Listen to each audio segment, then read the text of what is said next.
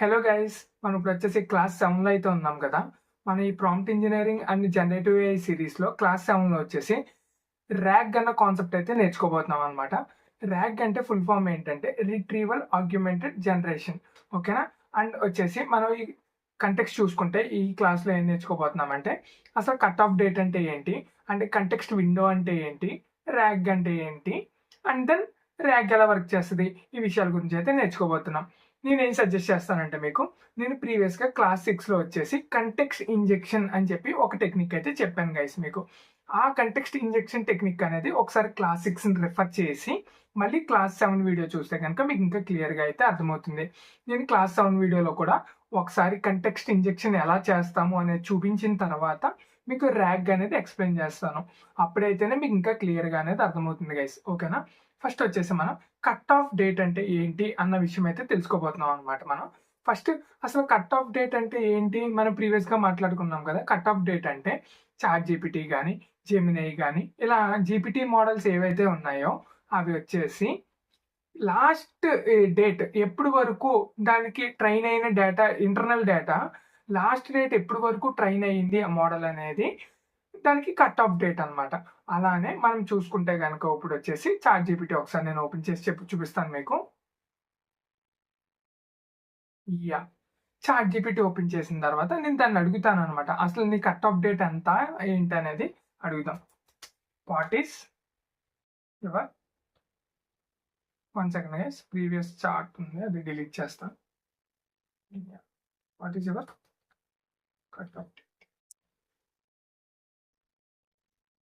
చూడండి ఏం చెప్పింది, my current knowledge cut off date is June 2024 అంది. అంటే దాని అర్థం ఏంటి, మనం ప్రీవియస్గా మాట్లాడుకునే దాన్ని బట్టి 2025లో జరిగిన ఏ ఈవెంట్ కూడా చాట్ జీపీటీ ఇంటర్నల్ డేటాలో లేదు.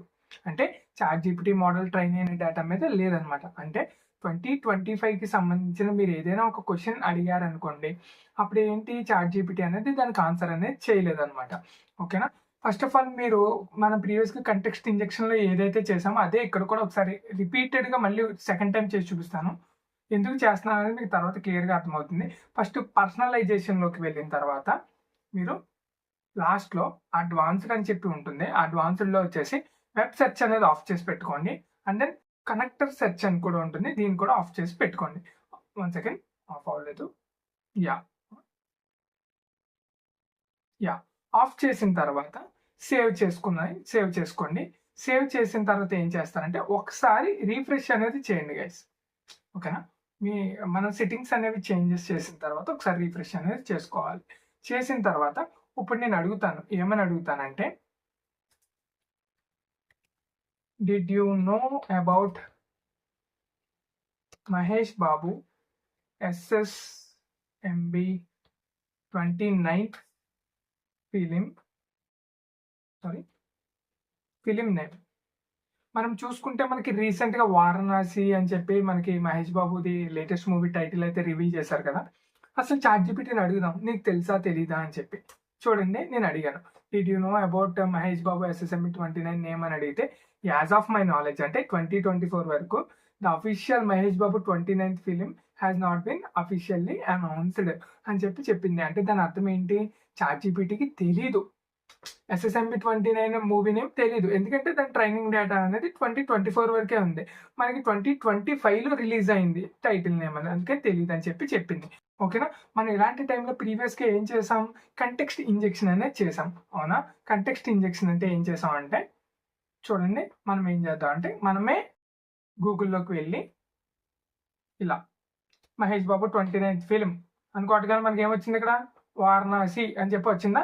మనం ఏం చేసాం, ఈ డేటాని తీసుకుని వెళ్ళి చాట్ జీపీటీకి ఇచ్చి ఇక్కడ క్వశ్చన్ అడుగుతాం అనమాట. సేమ్ క్వశ్చన్, ఇదే క్వశ్చన్ మనం కింద అడుగుతాం.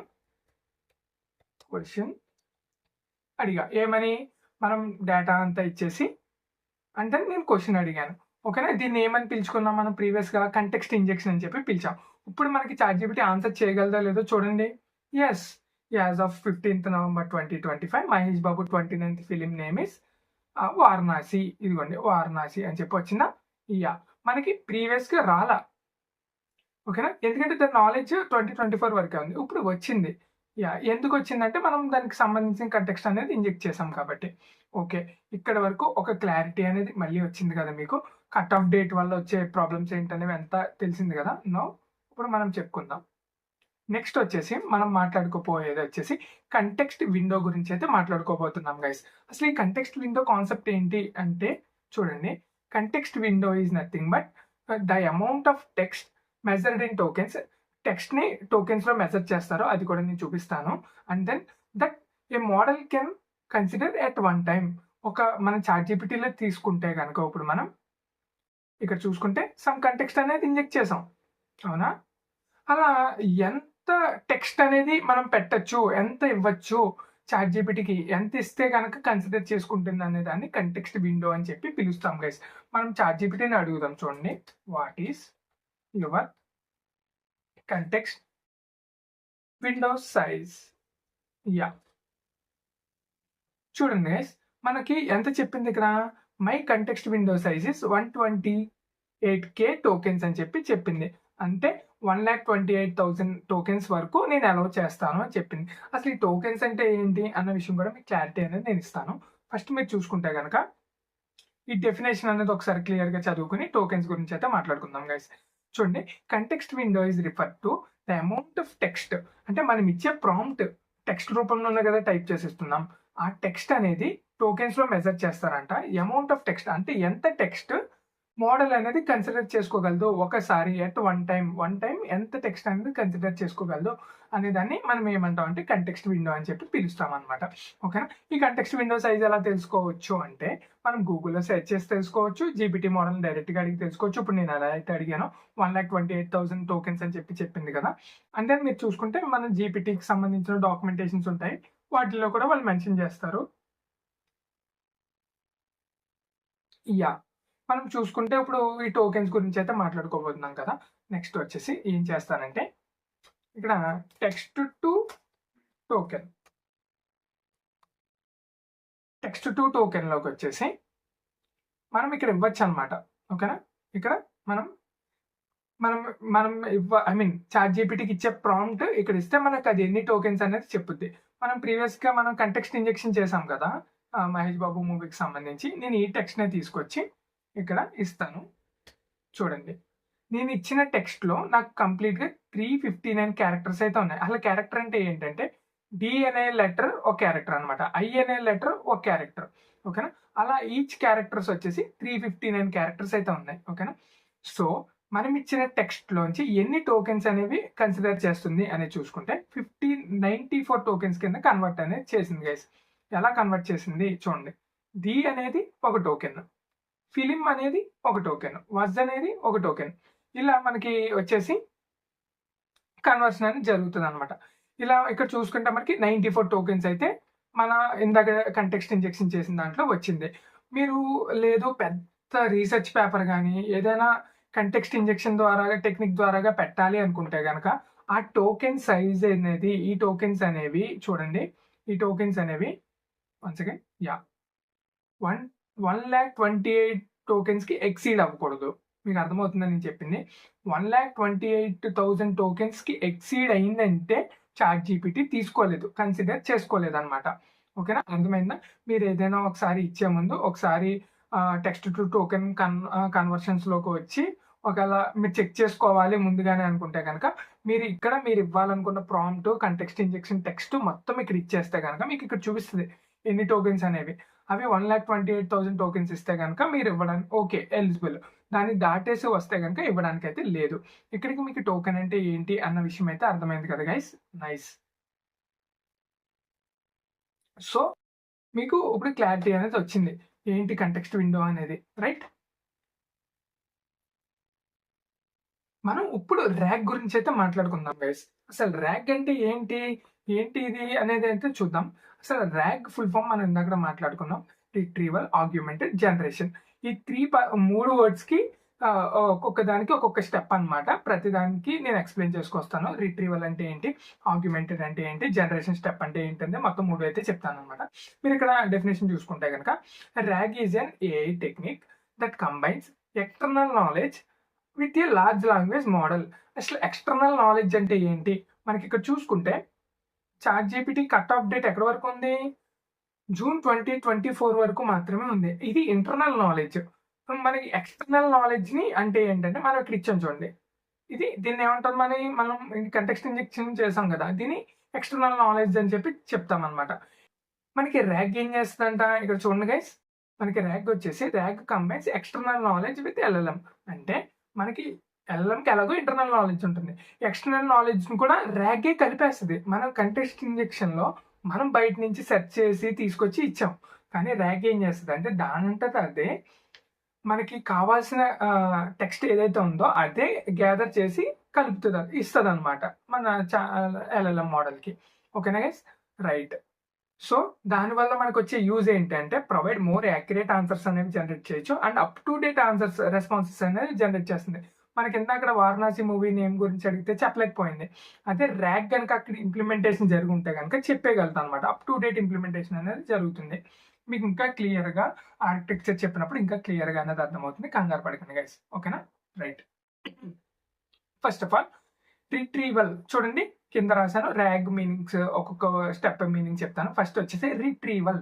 రిట్రీవల్ అంటే ఏంటంటే గెట్టింగ్ డేటా, ఫెచ్చింగ్ డేటా అనమాట. డిఫరెంట్ సోర్సెస్ అనేవి ఉంటాయి.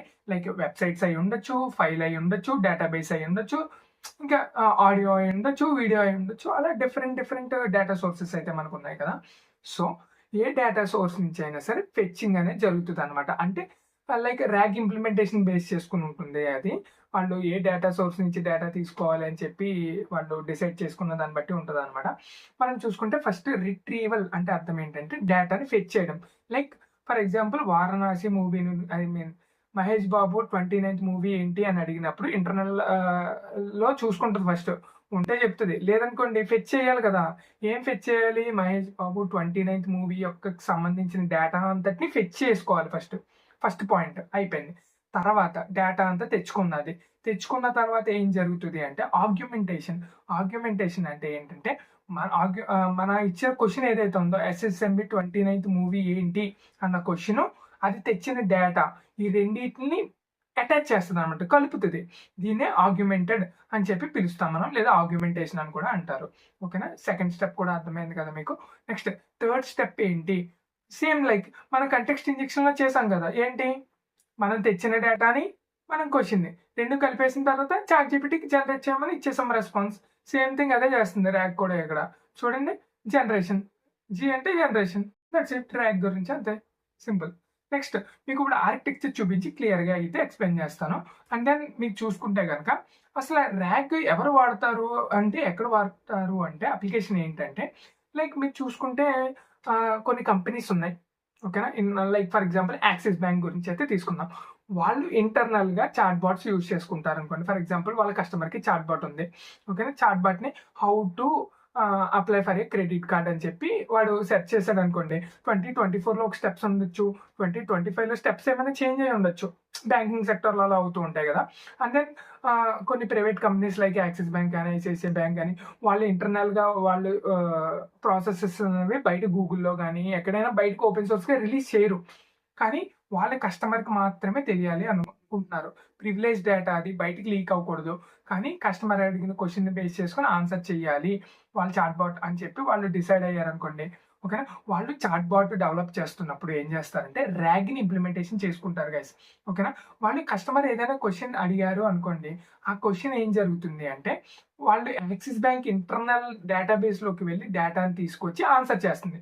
ఓకేనా? సో దట్ అప్పుడు ఏమవుతుంది? వాళ్ళ ఇంటర్నల్ డేటా ఇంటర్నల్‌గానే ఉంటుంది. బయట ఎవరికీ తెలీదు. గూగుల్‌లో అఫీషియల్‌గా రిలీజ్ అవ్వదు. అయినా సరే క్వెషన్స్‌కి ఆన్సర్స్ అనేది వాళ్ళ చాట్ బాట్ అనేది చేస్తుంది. ఓకేనా? సో మీకు ఇప్పుడు ఆర్కిటెక్చర్ చూస్తే ఇంకా క్లారిటీ అనేది వస్తది గైస్. ఫర్ ఎగ్జాంపుల్ చూడండి, నేనే ఉన్నా యూజర్‌ని. ఓకేనా? నేను ఒక క్వెషన్ అడిగాను. క్వెషన్ అడిగిన తర్వాత లైక్ ఎస్ఎస్ఎంబి 29 మూవీ గురించి అడిగాననుకోండి. అడిగిన తర్వాత ఏమవుద్దంటే నేను అడిగిన క్వెషన్ అనేది ఎంబెడ్డింగ్ మోడల్స్ ద్వారాగా వెక్టరైజ్ అయితే అవుతుంది. ఇదంతా ఎంబెడ్డింగ్ మోడల్స్ అంటే ఏంటి? వెక్టర్స్ అంటే ఏంటి? ఇవన్నీ మీకు ప్రెజెంట్ అవసరం లేదు. జనరల్‌గా చెప్తాను మీకు. ఏంటంటే మనం అడిగిన క్వశ్చన్స్ అనేవి న్యూమరికల్ ఫార్మాట్, నెంబర్ ఫార్మాట్లోకి అయితే మారుతుంది అనమాట. ఎందుకు నెంబర్ ఫార్మాట్లోకి మారుతుందంటే ఈజీ టు సెర్చ్ చేయడానికి ఈజీగా ఉంటుంది డేటాబేసెస్లో, వాటిల్లో వెక్టర్ డేటాబేసెస్లో. సో దట్ అందుకని నెంబర్ ఫార్మాట్లోకి అయితే మారుస్తారు. మార్చిన తర్వాత నేను అడిగిన క్వశ్చన్ ఏదైతే ఉందో అది నెంబర్ ఫార్మాట్లోకి మారిన తర్వాత ఇదిగోండి సిమిలర్ సెర్చ్ అంటే ఈ నెంబర్స్తో ఎక్కడైనా మ్యాచ్ అవుతుందా, SSMB29 మూవీ ఎక్కడైనా మన డేటాబేస్లో మ్యాచ్ అవుతుందా అని చెప్పి సెర్చ్ చేసుకుంటారనమాట. ఈ డేటాబేస్ ఏంటంటే ఐదర్ చెప్పినట్టే వెబ్సైట్ అయినా అయి ఉండొచ్చు, లేదంటే ఫోటో అయి ఉండొచ్చు, వీడియో అయి ఉండొచ్చు, డేటాబేస్ అయి ఉండొచ్చు, ఏదైనా అయి ఉండొచ్చు. వీళ్ళు ర్యాగ్ ఇంప్లిమెంట్ కోడింగ్ చేసుకున్నప్పుడు ఏదైతే వాళ్ళు కోడ్ రాసి ఉంటారో సోర్స్ ఏదనేది దాన్ని బేస్ చేసుకొని రిట్రీవల్ అనేది జరుగుతుంది గైస్. ఓకేనా? సో దట్ SSMB29 మూవీ గురించి డేటా అనేది కలెక్ట్ చేసుకుంది సోర్స్ దగ్గర నుంచి, వెబ్సైట్ నుంచి కలెక్ట్ చేసుకుందాం అనుకుందాం. ఓకేనా? కలెక్ట్ చేసుకున్న డేటా అనేది ఫర్ ఎగ్జాంపుల్ 2 lakh టోకెన్స్ అయితే ఉన్నాయనుకుందాం. ఓకేనా? 2 lakh టోకెన్స్ అయితే వస్తున్నాయి. మన యాక్చువల్గా ఎంత కంటెక్స్ట్ విన్నా ఎంత మనకి 1,28,000 టోకెన్స్ వరకు మాత్రమే తీసుకోగలదు. మనకి కలెక్ట్ అయిన డేటా అంతా 2 lakh టోకెన్స్. ఓకేనా? సో ఈ 2 lakh టోకెన్స్ ఏమవుతాయి అంటే ఇప్పుడు స్ప్లిట్ అవుతాయి అనమాట. 2 స్ప్లిట్స్. ఇక్కడ చూసారా, ఇక్కడ 3 డిఫరెంట్ ఫైల్స్ అయితే చూపిస్తున్నాడు. ఓకేనా? 3 డిఫరెంట్ సిమిలర్ ప్యాసేజెస్. అంటే ఇప్పుడు ఆ 2 lakh టోకెన్స్ ఏమవుతాయంటే 2 కింద స్ప్లిట్ అయిపోతాయి అనమాట. ఒక దాంట్లో 1,28,000 టోకెన్స్ ఉంటాయి, మిగతా దాంట్లో ఒక 70,000 టోకెన్స్ వరకు ఉంటాయి. ఓకేనా? ఈ 2 చంక్స్ కింద స్ప్లిట్ అవుతాయి. First chunk 1,28,000 tokens, second chunk లో వచ్చేసి 70,000 టోకెన్స్ కింద స్ప్లిట్ అయింది. ఇదంతా ఏంటి? ఫస్ట్ ఇప్పుడు వరకు నేను చెప్పిన ప్రాసెస్ అంతా ఏంటంటే retrieval process, getting the data, splitting the data based on the context window. ఓకేనా? నెక్స్ట్ వచ్చేసి ఆగ్యుమెంటేషన్ అంటే ఏం చెప్పాను మీకు, ఈ స్ప్లిట్ అయిన చంక్స్ ఏవైతే ఉన్నాయో ఆ చంక్స్ కి మన క్వశ్చన్ ఏదైతే ఉందో, ఈ క్వశ్చన్ ఇవ్వండి, మనం అడిగిన క్వశ్చన్ ఏదైతే ఉందో దాన్ని అటాచ్ చేస్తారనమాట. ఓకేనా? అటాచ్ అంటే చేసేసాము, దాన్ని ఆగ్యుమెంటేషన్ అని చెప్పి అంటాం. నెక్స్ట్ ఫైనల్ స్టెప్ ఏంటి? జనరేషన్. ఇంకోండి మన LLM మోడల్కి అయితే ఇస్తారు. LLM మోడల్ వచ్చేసి ఈ 2 చంక్స్ని బేస్ చేసుకుని ఒక రెస్పాన్స్ అనేది జనరేట్ చేస్తుంది అనమాట. ఓకేనా? రెస్పాన్స్ జనరేట్ చేస్తుంది, అదే లాస్ట్ స్టెప్ జనరేషన్. సరిపోయిందా మీకు? ఈ ర్యాగ్ అనేది ఎలా వర్క్ చేస్తుంది అనేది అర్థమైందా? ఇప్పుడు రియల్ టైంలో చూపిస్తాను అనమాట మీకు ర్యాగ్. దానికోసం ఏం చేస్తానంటే ChatGPT ఓపెన్ చేసుకోండి. ఓపెన్ చేసుకున్న తర్వాత ఇక్కడ పర్సనలైజేషన్లోకి వెళ్ళిన తర్వాత 1 సెకండ్.